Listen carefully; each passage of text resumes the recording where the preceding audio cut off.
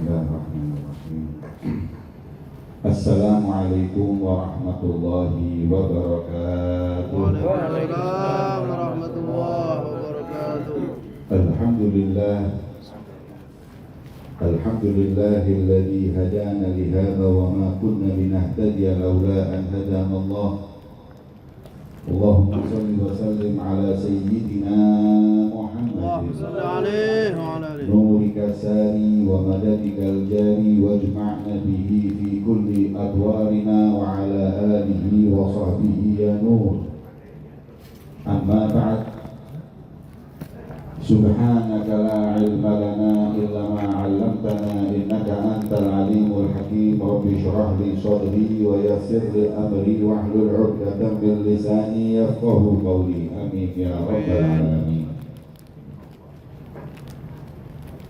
Yang saya muliakan dan saya hormati segenap para ulama, para pewaris ilmu baginda Muhammad sallallahu alaihi wasallam, para habaib, para kiai, para ustadz, para tokoh masyarakat yang hadir,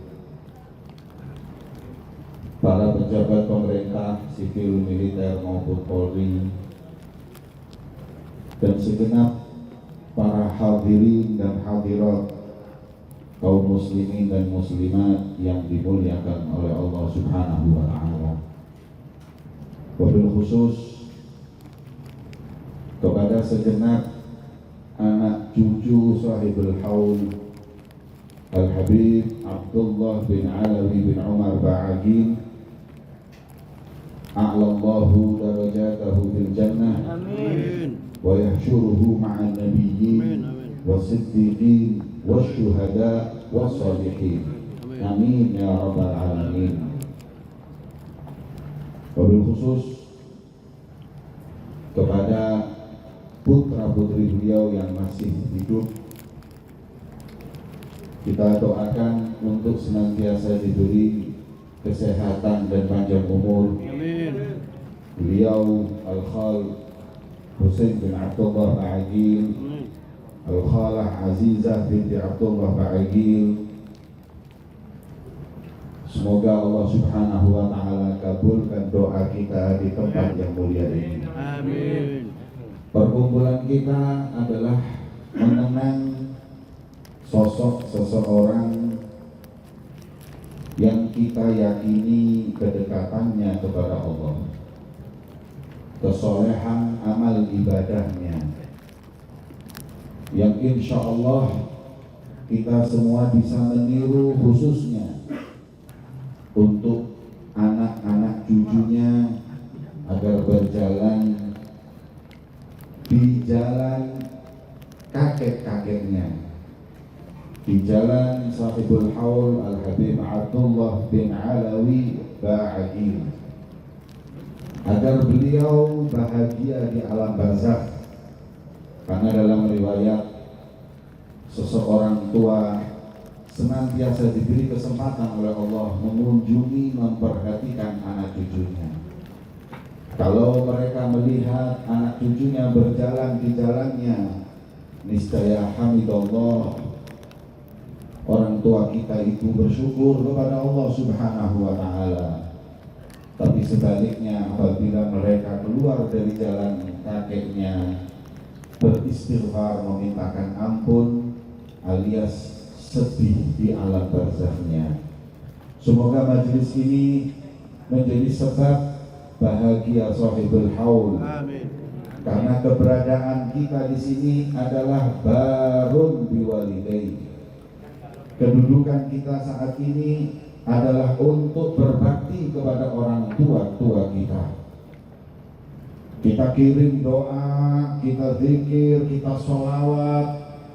Ini semuanya pahalanya tadi telah disebutkan, dihadiahkan kepada sahibul haul. Insyaallah akan menambah kebaikan dan hasanat beliau dan menghapus keburukan, kesalahan dan dosa beliau. Amin ya rabbal alamin. Majelis ini adalah taman surga Allah Subhanahu wa ta'ala, sebagaimana Nabi kita Muhammad sallallahu alaihi wasallam beliau menyebutkan idza marartum bi riyadil jannati farta'u. Kalian kalau lewat taman surga, apa itu taman surga? Kata Rasul sallallahu alaihi wasallam, mampir, hadiri, diem di sana. Qalu fama riyadul jannah ya Rasulullah, apa itu taman surga wahai Rasulullah? Taman surga itu hadirin bukan mall. Taman surga itu bukan alun-alun. Taman surga itu bukan tempat yang bergelimangan dunia. Tapi kata Nabi SAW, taman surga adalah hilatul dzikr. Sekelompok orang yang berzikir. Apa zikir itu sendiri? Ulama mengatakan bahwa arti zikir di dalam Al-Quran itu bisa 3 macam.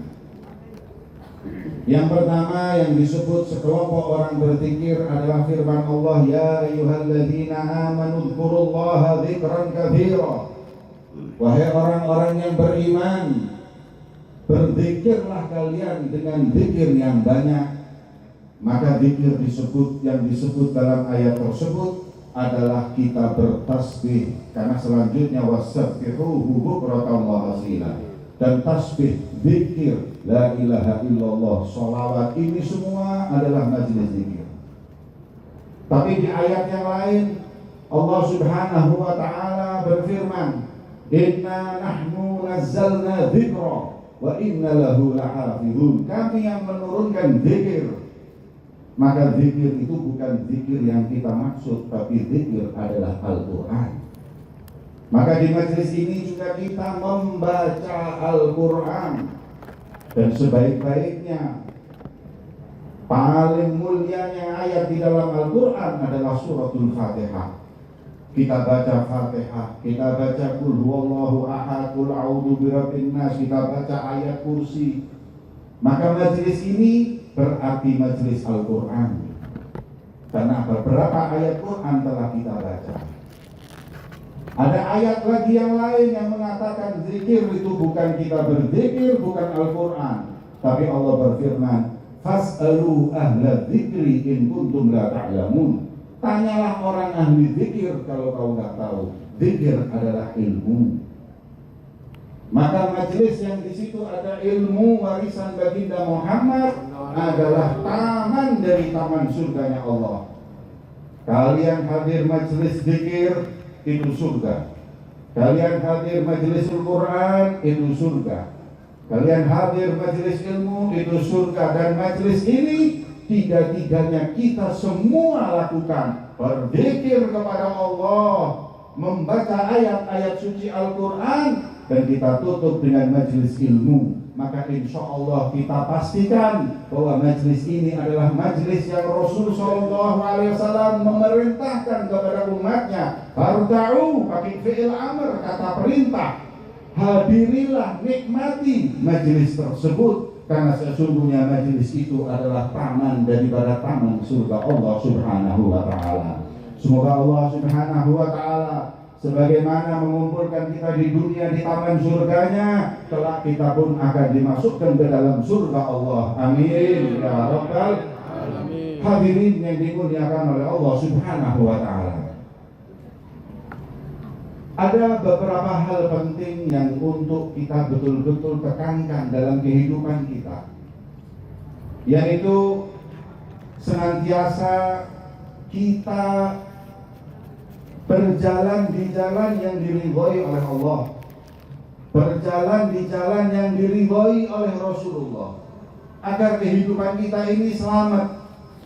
Orang-orang yang kita hauli, khususnya Al-Habib Abdullah bin Alawi Ba'agil, ada satu hal penting yang mesti dipahami.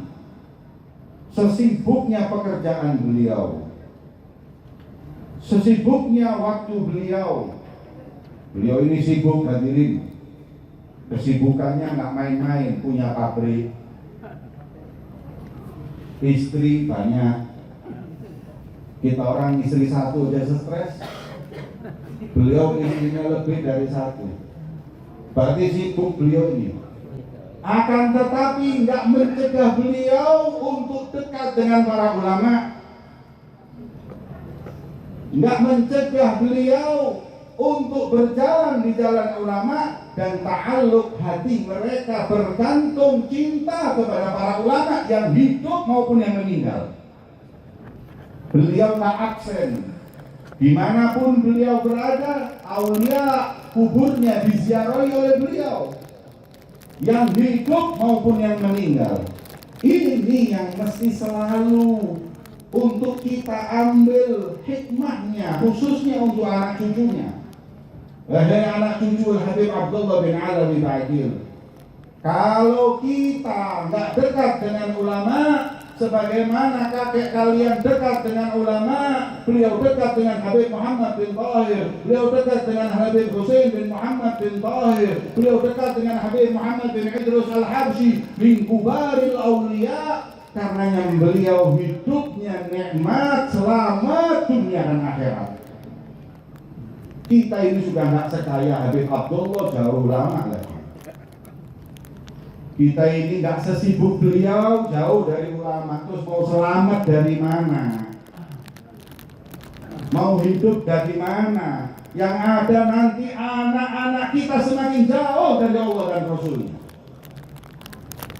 Anak kita ini butuh contoh sebagaimana Habib Abdullah memberi contoh untuk dekat dengan para ulama. Anak-anak Habib Abdullah, kita tahu semuanya. Wabil khusus saya punya ibu.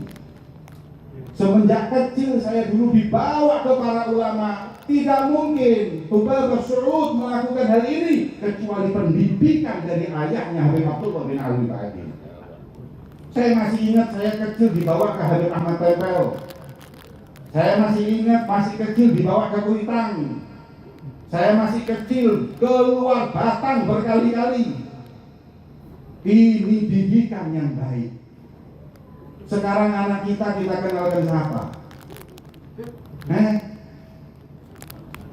Kalau dulu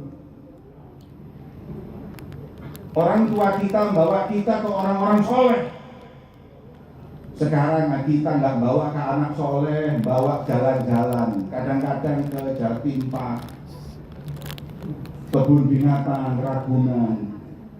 Kalau dulu kita dikenalkan solihin, kita sekarang dikenalkan macan, monyet, yang parah lagi terus dikenalkan buaya.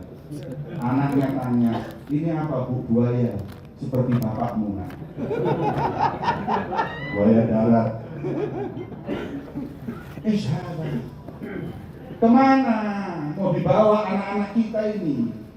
Akhirnya hati anak-anak kita ini sekarang yang dicintai, yang diagungkan orang-orang ahli dunia, pemain bola, artis, tidak tahu-tahuan dari itu. Maka dari itu saya ingatkan, Habib Abdullah begitu cinta, saking cintanya beliau sampai Al-Habib Husain ketika mau dikubur dari Jombang, beliau itu meninggal terus mau dikubur di Tegal oleh ayahnya Habib Muhammad bin Tahir Al-Haddad, mampirnya di rumah sini, rumah besar, untuk disolati oleh beliau Habib Abdullah bin Alawi Ba'dil. Kita tahu semua ini kejadian. Kalau nggak dekat dengan orang soleh, nggak mungkin sampai seperti ininya hadirin. Rumah kita dimampiri siapa? Kita sibuk bangga dengan kenal pejabat sana, kenal pejabat sini. La haula wala quwata illa billah. Pejabat itu nyabat cuma 5-10 tahun. Wali kota itu 5-10 tahun. Kalau wali Allah itu selama-lamanya. Makanya saya ini keliling hall dari Sabang sampai Merauke. Saya ambil hikmah. Kalau saya hadir hallnya ulama, mesti hall kiai, hall habib, hall wali Allah. Saya belum pernah hadir hallnya mantan kiai. Saya belum pernah hadir hallnya mantan habib. Tapi kalau hallnya pejabat selalu hall mantan wali kota, mantan pejabat. Mantan itu kan kalimat yang dihaluskan, hakikatnya kan bekas. Barang bekas mana mahal hadirin. Maka dari itu kenalkan anak-anak kita ini dengan mereka orang-orang yang soleh. Sekarang yang jadi pertanyaan, ulama mana yang mesti kita kenalkan kepada anak-anak kita? Sayyidina Abdullah bin Abbas. Mandi dulu aja. Kalau orang lagi ceramah jangan bagi makan minuman. Nanti aja ganggu. Ya. Ulama mana yang mesti kita kenalkan kepada beliau, kepada anak-anak kita? Sayyidina Abdullah bin Abbas tanya hal itu kepada Rasulullah. Ya. Tanya kepada Rasulullah, ya Rasulullah, ayyu julasaina khair? Wahai Nabi Muhammad, orang alim mana, syekh mana, kiai mana, habib mana yang mesti kita ikuti, kita jadikan teman duduk, mengarahkan kita kepadamu ya Allah. Kata Nabi SAW, cari ulama yang 3 hal. Ini jangan sembarangan ulama yang pakai serban-serban, belum tentu ulama, hadirin.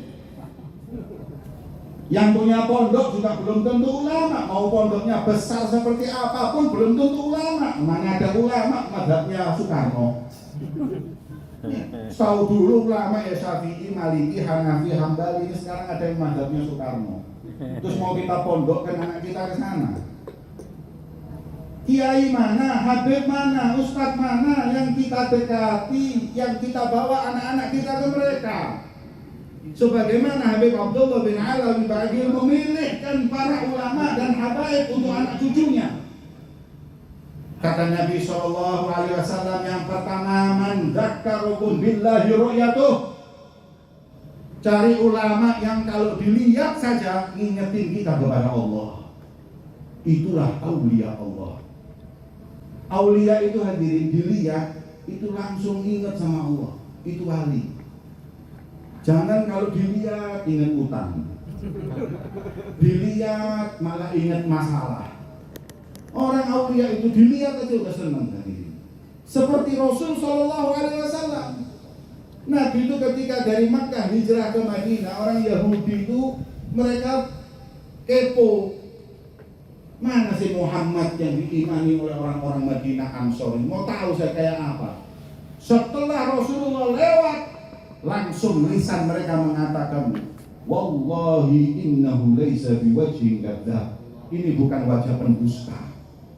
Ini pasti wajah orang yang jujur kepada Allah. Orang wali, kiai, ustadz, habib yang kita ikuti itu yang kalau dilihat aja udah ingat sama Nabi, ingat sama Rasul SAW. Kita ini kadang-kadang nyari orang yang aneh-aneh. Saking senengnya sama keramat-keramat, cari ulama yang aneh, yang bisa yang punya keramat. Belum tentu hadirin. Keramat ini apa sih?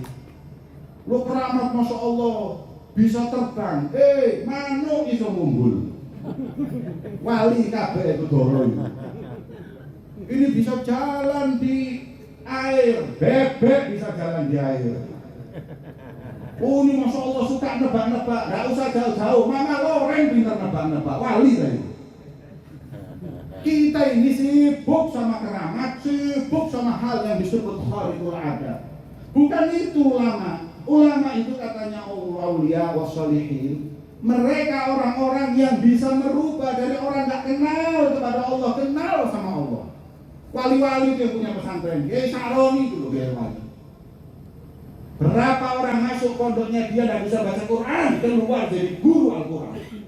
Itu yang namanya karomah. Setan nggak bisa seperti itu hadirin. Kalau mumbul terbang setan bisa, nebak setan bisa, jalan di air setan bisa.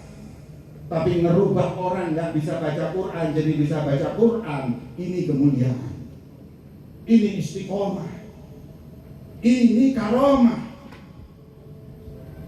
Nah kadang kita ini senangnya sama yang pinter nebak-nebak, senangnya sama yang seperti itu, salah hadirin. Aulia yang dipandang ingat kita sama Allah, karomah kita percaya, demi Allah kita percaya. Wong saya juga ngadepin miliar seperti itu. Tapi bukan itu yang kita jadikan pijakan, kita jadikan standarnya istiqomah dan memiliki warisan ilmunya baginda Muhammad SAW agar bisa menyelamatkan kita dalam kehidupan di dunia. Jadi pertama yang dilihat ingetin kita sama Allah, itu wali Allah. Standar wali sekarang ini kan nggak gitu hadirin. Wong kiai ulama aja makomnya kadang tergantung mobilnya. Coba kalau motornya Supra ada kiai, mentok ustaz. Belum punya Innova ustaz. Kalau sudah punya Innova baru kiai. Habib. Kalau Alphard, waliullah.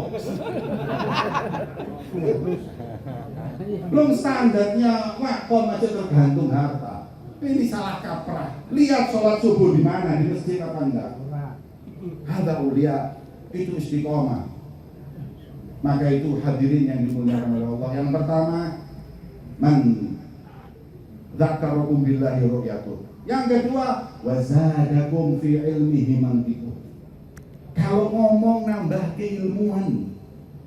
Kita ini kalau sudah dengar omongannya, ingetin, menambah kedekatan kita kepada Allah dan Nabi-Nya Muhammad. Jadi selalu yang disampaikan itu menambah ilmu, bukan menambah kebencian. Saya heran sekarang ini banyak yang ngaku ulama, kalau udah ceramah ngajak orang benci golongan sana, benci golongan sini, menghasut sana, menghasut sini. Ini bukan sebaik-baiknya ulama yang jadi panutan, sebagaimana Nabi Muhammad beliau bersabda. Kalau ngomong nambah ilmu, bukan nambah kebencian. Al-Habib Ali bin Muhammad Al-Habsyi Sahibul Maulid. Orang kalau sudah duduk sama beliau hadirin, ilmunya menambah, cintanya kepada Nabi menambah, sampai mereka mengatakan saya itu dulu zaman Habib Ali Habsyi, demi Allah nggak ngerasa kalau saya masih di dunia, saya sudah rasanya di akhirat. Beliau meninggal baru saya sadar saya masih di dunia. Kenapa? Kalau bicara nambah ilmu, nggak pernah hadirin. Bicarakan sana, bicarakan sini, mencaci sana, mencaci sini. Ini bukan seperti itu. Kita lihat para aulia, kita lihat para sholihin. Begitu lisan mereka selalu mendamaikan orang, bukan menghasut orang. Makanya kata Nabi SAW dalam hadis yang sahih, beliau mengatakan awala uhbirukum bihiyarikum, mau nggak kalian kuberitahu orang yang paling baik di antara kalian. Lagi-lagi Rasulullah menjawab idza ru'u dzikirallah, yang kalau dilihat ngingetin kita sama Allah.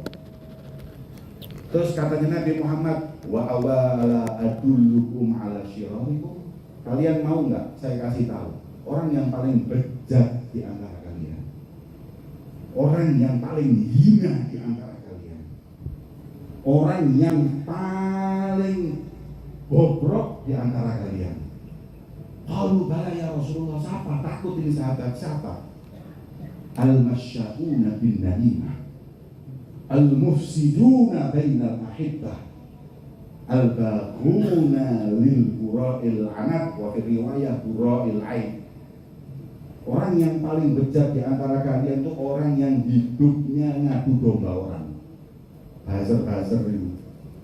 Hidupnya nyari kesalahan orang. Al-mufsiduna bainal ahibbah. Orang sudah saling cinta, saling menghargai, dirusak. Mufsidun bainal ahibbah. Al-baghuna lil bura'il anat. Orang yang hidupnya nyari aib orang disebari. Itu kata Nabi, syirarukum, orang yang paling hina di antara kalian. Makanya ulama itu selalu yang disampaikan nambah ilmu, dan yang terakhir wadzakkarukum bil akhirati ilmuhu. Kalau sudah menyampaikan ilmu, membuat kau selalu ingat kepada akhirat. Kita ini sudah sumpah kerja mulai pagi sampai sore, datang ke ulama kepengen diingetin akhirat supaya tenang. Ini sudah kita kerja setengah mati, datang ke ulama, ulamanya ngejak maklaran. Ulamanya ngomong dunia, ribut masalah politik, tidak selesai-selesai. Nih, saya masih muda dulu, saya ingat, ini khususnya para habaib saya ingetin. Dulu zaman saya masih muda itu kalau duduk manakib orang-orang yang kita sebut itu selalu bacaan kita kalau duduk di zaman masih umur SMP, SMA, itu ceritanya Habib Soleh Tangguh, ceritanya Habib Husin Jombang, ceritanya Masya Allah. Dan sekarang ini kalau sudah duduk ngopi, tidak ada yang baca dengan cerita Ulia, cerita Luhut, cerita Jokowi, cerita pejabat. Ada apa ini hadirin? Kalian ini tidak sadar apa? Dijauhkan dari ayah-ayah dan kakek-kakek yang mulia. Buat apa? Zikrul Aulia, turunnya rahmat dari Allah, menyebut para wali. Adapun ngomongin riba, ngomongin orang, apa manfaatnya? Yang ada dosa, hati kita rusak. Maka itu kita diingatkan oleh Nabi, kalau sudah duduk dengan para aulia, orang-orang soleh, orang alim, yang kalau kita duduk bersama mereka, kita diingatin akhirat. Jadi sampai mereka itu kalau duduk sama Habib Ali Habsyi sudah kayak di barzakh. Bahkan saking nikmatnya baca maulid Habsyi itu, yang kita baca barusan itu, mereka mengatakan bahwa kana ahlul jannah fil jannah mithla ma nahnu fihi lakanu bi aisyin thayyib. Ya Allah, kalau orang di surga itu nikmatnya seperti hadir majelis maulid, berarti enak memang surga. Gimana hadirin? Mana pernah kita merasakan hadir maulid seperti itu? Yang ada kepanjangan sedikit, ya Allah. Monsid-monsidnya ini di bawah hadir itu. Itu nggak mau tak berwukur di sini. Ketahuan maulid ini. Orang-orang dulu kalau sudah baca maulid indah Habib Ali Habsyi sudah kayak di surga, saking nikmatnya. Kenapa? Bahkan surga itu tempat pencinta Nabi Muhammad. Surga itu diciptakan buat Nabi Muhammad. Makanya mana ada ulama kalau dikasih pilihan, mana yang lebih afdol, surga apa Nabi Muhammad? Nabi Muhammad. Karena surga diciptakan buat Nabi Muhammad.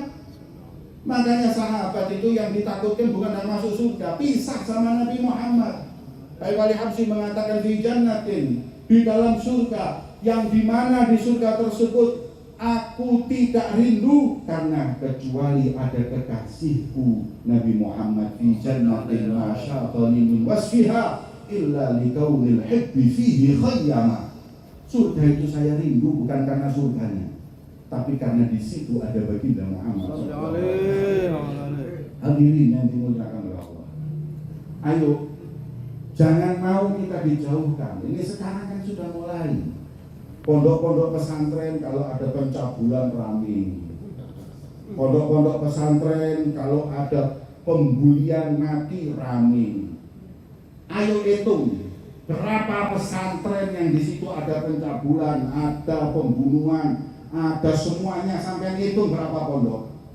Dan kemudian kita lihat berapa jumlah pondok di Indonesia. Ratusan ribu, ini cuma nggak lebih dari 10, 0,000 berapa persen. Sekarang kebalikannya, sekolahan umum yang tempat pencabulan, kriminal dan lain-lain berapa hadirin. Kenapa nggak ribut? Kalau pesantren ribut, karena memang ini umat mau dijauhkan dari warisan baginda Muhammad. Hadirin, pondok pesantren ada yang radikal, jadi teroris. Ribut kayak seakan-akan pondok semuanya ini teroris. Saya mau tanya, pondok yang menelorkan teroris itu berapa pondok? Kemudian saya mau tanya, universitas yang menciptakan koruptor ada berapa? Yang jadi maling-maling negara ini berapa? Kalau pondok di situ ada radikal teroris ditutup, lebih ditutup lagi universitas Indonesia tertutup kabeh. Makanya harus cerdas. Jangan mau kita ini dibuat takut dari pondok-pondok pesantren. Kita kalau nggak bisa mondokkan anak, minimal bantu pondok-pondok pesantren. Kayak Habib Abdullah bin Alwi Ba'agil. Beliau yang dipikirkan bangun pondok pesantren atau memberi beasiswa anak-anak yang ke pesantren. Nggak sedikit Walhamdulillah, saya syukur sama Allah. Saya punya pesantren dan anak cucu Habib Abdullah bin Alwi Baqir gak sedikit yang masih terus memberikan beasiswa untuk para santri menuntut ilmu sampai Hadramut. Ini saya bangga sebagai anak cucunya Habib Abdullah bin Alwi Baqir. Nih, jadi mereka kalau punya uang manfaat, kalau nggak bisa anaknya orang. Yang penting cetak pewaris Nabi Muhammad Shallallahu Alaihi Wasallam. Hadirin yang dimuliakan oleh Allah Subhanahu Wa Taala. Mari melalui haul Habib Abdullah bin Alwi Baqir ini kita mengambil pelajaran, mengambil ilmu bahwa keberhasilan manusia ketika dekat dengan Allah, dekat dengan Nabi Muhammad SAW. Kalau dunia ini hilang, hadirin. Kadang orang itu kaya, kadang miskin. Kadang yang sekarang miskin, besok juga kaya. Kita nggak tahu. Jangan sombong dengan kekayaan. Kalau orang sombong sama orang kaya, kasih tahu bahwa Fir'aun itu juga kaya. Kalau ada orang sombong dengan jabatannya, kasih tahu Fir'aun itu pejabat yang tinggi, yang dilaknat oleh Allah, yang sampai diberi pelajaran, jasadnya diutuhkan agar kita tahu ini loh orang yang dilaknat. Dan sampai detik ini jasadnya dalam Al-Quran disebutkan diazab di barzakh sampai yaumul yub'atsun kiamat, gara-gara kaya dan jabatan. Adapun ilmu, adapun soleh, amal yang soleh senantiasa mengangkat derajat seseorang tinggi di sisi Allah Subhanahu Wa Taala. Jangan pernah sombong dengan harta. Demi Allah, harta itu yang baik kalau disedekahkan. Kalau cuma bergelimang, itu balwa, itu balak, itu musibah yang membuat kita semakin terpuruk nanti di akhirat. Siapa seperti Abdurrahman bin Auf, kayanya seperti itu. Sayyidatuna Aisyah nangis ketika Abdurrahman bin Auf bawa kekayaan masuk ke kota Madinah, nangis. Kata seseorang, Aisyah, kau tangisi Abdurrahman bin Auf yang mendapatkan atau membawa harta melimpah. Betul, karena aku meringat Rasulullah bersabda bahwa Abdurrahman bin Auf bakal merangkak nanti di Sirat. Hartanya memberatkan untuknya nanti di akhirat. Ini yang dermawan, bagaimana yang pelit hadirin. Yang mengeluarkan zakatnya lebih. Kalau kita 2,5% itu kan zakatnya bukhola, zakatnya wong medit. Orang-orang itu zakatnya 10-20%. Bahkan yang dikeluarkan lebih banyak daripada yang dinikmati oleh mereka. Bisa lebih dari 50%. Itu pun mereka fi khatarin azim, masih dalam bahaya. Maka itu hadirin yang dimuliakan oleh Allah, jangan bangga dengan harta. Ya, harta kalau dibanggakan nih yang disedekahkan, yang kekal, itu boleh. Jangan bangga dengan jabatan, mau itu jenderal, mau itu apa, jangan. Karena semuanya ini sifatnya sementara. Kecuali kalau dipakai berkhidmah di jalannya Allah, bantu orang lemah, itu akan menjadi pahala yang besar untuknya di akhirat. Maka itu, ayo, khususnya saya sampaikan kepada anak cucu Habib Abdullah bin Alwi Baqir, jangan jauh-jauh dari ulama. Kalau perlu cetak anak-anak kita jadi ulama, agar insya Allah bisa membahagiakan sahibul haul Habib Abdullah bin Alwi Baqir, bahkan bisa membahagiakan datuknya yang paling tinggi baginda Muhammad Sallallahu Alaihi Wasallam. Mungkin ini yang dapat saya sampaikan. Semoga Allah memberkahi majelis kita. Semoga Allah merahmati majelis kita. Semoga Allah mengabulkan hajat-hajat kita. Tidak keluar dari majelis ini, tidak keluar dari surga dunia ini, kecuali dosa kita diampuni oleh Allah, derajat kita diangkat oleh Allah, yang sakit di antara kita disembuhkan oleh Allah, yang punya masalah diselesaikan masalahnya oleh Allah, yang terkena utang piutang diberi rezeki yang berkah, yang terkena semua musibah masalah, Allah Subhanahu Wa Taala selesaikan masalahnya. Amin ya rabbal alamin. Dan permintaan kita terakhir, bermohon kepada Allah agar semua yang hadir ini nantinya mendapat husnul khotimah. Meninggal dalam keadaan husnul khotimah ya Allah. biha ya Allah bi husnul khatimah. Allahumma ya Allah, ampuni segala dosa kami, angkat derajat kami ya Allah, bersihkan hati kami, sucikan jiwa kami ya Allah. Kami hamba-Mu banyak salah, kami hamba-Mu banyak lupa, kami hamba-Mu ya Allah senantiasa maksiat kepadamu. Di majelis surga ini, di majelis kaum salihin ini, kami meminta dan berharap, mengadahkan tangan kami kepadamu ya Allah. Ampuni dosa kami, angkat derajat kami ya Allah. Apabila kami mengetuk pintu-Mu di majelis mulia ini Kau tolak, di mana lagi kami berharap ya Allah. Melalui orang-orang soleh kami meminta, Kau tolak, di mana lagi kami berharap ya Allah. Maka pintu-Mu malam ini, pintu-Mu siang hari mulia ini Kau buka kepada kami yang bermohon. Ampuni dosa kami ya Allah, luruskan niat kami ya Allah, bersihkan hati kami ya Allah. Berikan kepada kami hadiah-Mu yang istimewa di majelis ini, yaitu husnul khatimah. Biarkan kami melihat anak-anak cucu kami tetap Islam, tetap iman, dekat para ulama, dekat pewaris Rasulullah SAW. Agar kami kelak nanti bisa berkumpul bersama mereka di telaga baginda Muhammad Sallallahu Alaihi Wasallam. Allahumma ya Allah, apabila kami masuk ke dalam surga bersama anak-anak dan cucu-cucu kami ingin disambut dengan senyuman Nabi Muhammad. Kami ingin disambut dengan ridho Nabi Muhammad. Kami ingin masuk surga bersama Rasulullah. Allahumma ya Allah, berkat Nabi Muhammad kabulkan hajat kami ya Allah. Berkat Nabi Muhammad terima semua permintaan kami ya Allah. Allahumma ya Rabbi bil Mustafa balligh maqasidana waghfir lana ma madha ya wasi'al karami. Wa sallallahu ala sayyidina Muhammadin wa ala alihi wa sahbihi wasallam. Alhamdulillah.